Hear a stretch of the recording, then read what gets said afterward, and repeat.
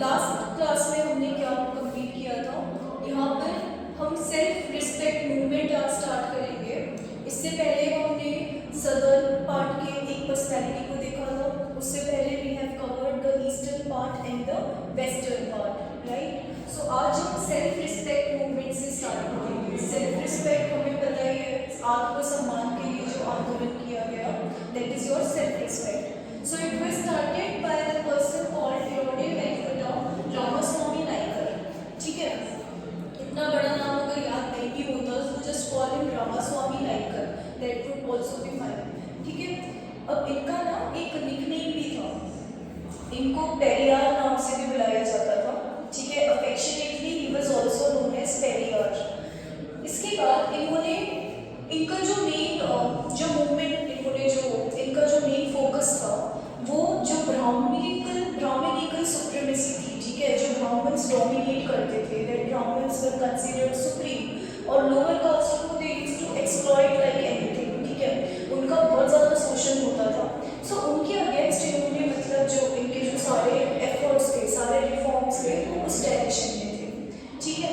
तो मेनली इन्होंने यहाँ पे एक नई चीज़ ये की थी कि यू नो कि जो वेडिंग्स होती है, ठीक है, वेडिंग्स मतलब जो शादियाँ होती है वहाँ पे प्रीस्ट बुलाए जाते हैं, ब्राह्मण्स बुलाए जाते हैं एज अ पंडित, जो शादी को फॉर्मलाइज करते हैं, लीगलाइज करते हैं, ठीक है।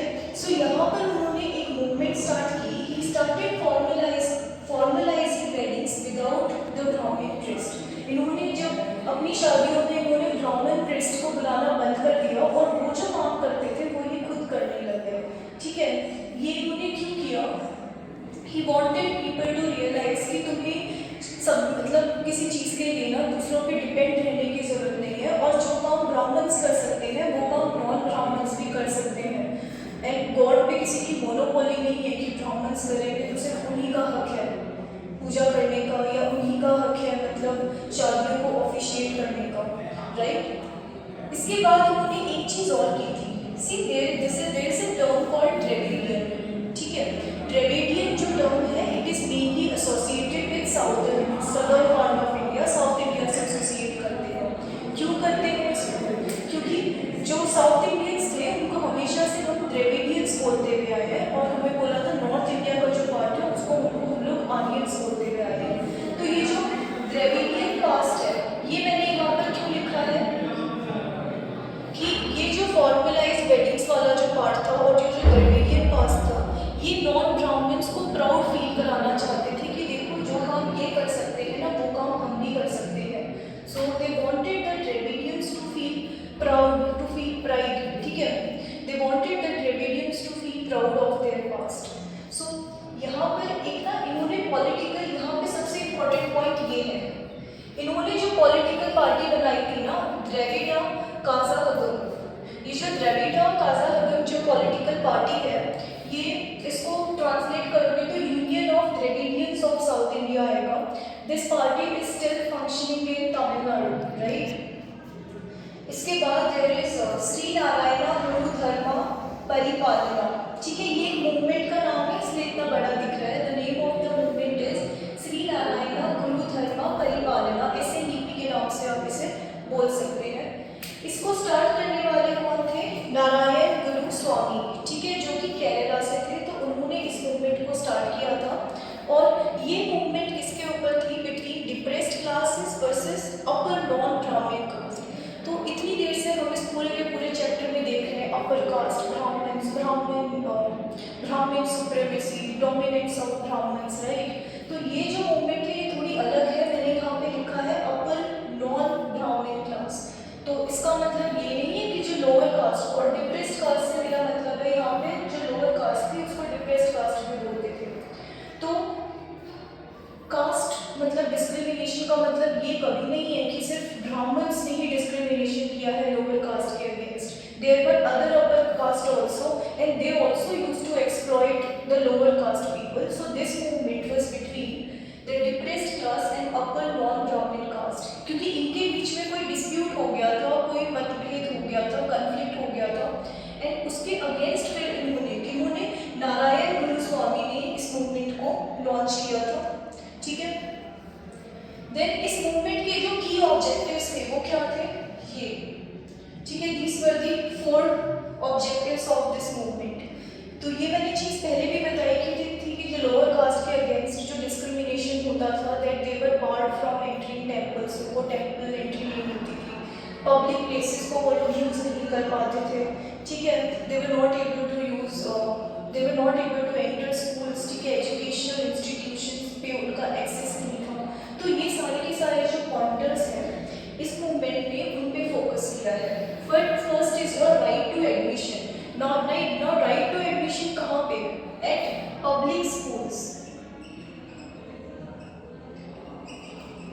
इनको पब्लिक स्कूल्स में, मतलब मैंने पहले बोला कि इनको पब्लिक प्लेसेस या public resources, common resources use करने का हक नहीं दिया गया था।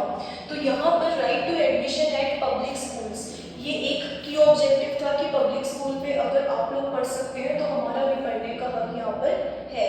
दूसरा, रिक्रूटमेंट इन गवर्नमेंट सर्विसेज, कि जितनी भी गवर्नमेंट सर्विसेज हैं वहाँ अगर आप कैपेबल हो तो आपको वो जॉब मिलनी चाहिए, अगर हम डिजर्विंग है तो हमें मिलनी चाहिए, यहाँ पे कोई कास्ट डिस्क्रिमिनेशन नहीं होना चाहिए। दूसरा की पॉइंट यहाँ पर क्या है? Access to roads and temples. तो ये पॉइंट मैं पहले भी डिस्कस कर चुकी हूँ कि इनको एक्सेस नहीं मिलता था। जो road upper caste people were using, they were not allowed to use the same path, उनको फिर दूसरे रास्ते से जाना पड़ता था।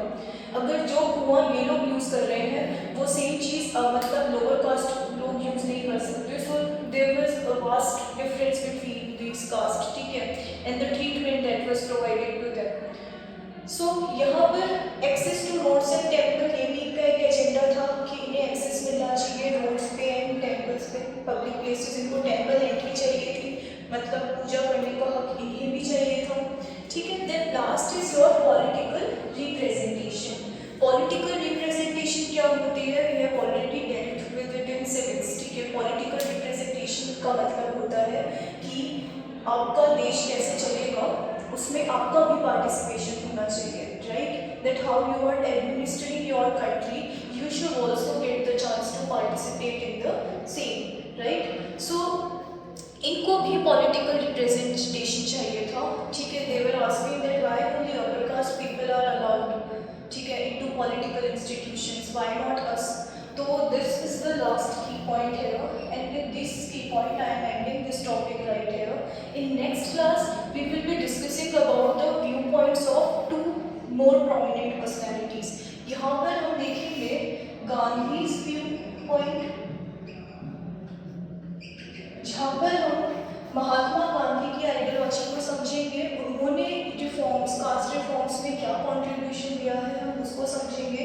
एंड जब भी हम दलित, लोअर कास्ट पीपल की बात करते हैं, डिप्रेस्ड क्लास की बात करते हैं, तो सबसे पहला नाम जो मन में आता है that is the name of the father of the constitution of India, that is your doctor Bhimrao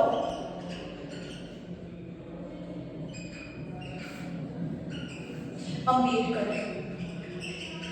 तो हम अगली क्लास में इन दोनों पर्सनैलिटीज के व्यू पॉइंट्स को डिस्कस करेंगे। So that's all for today.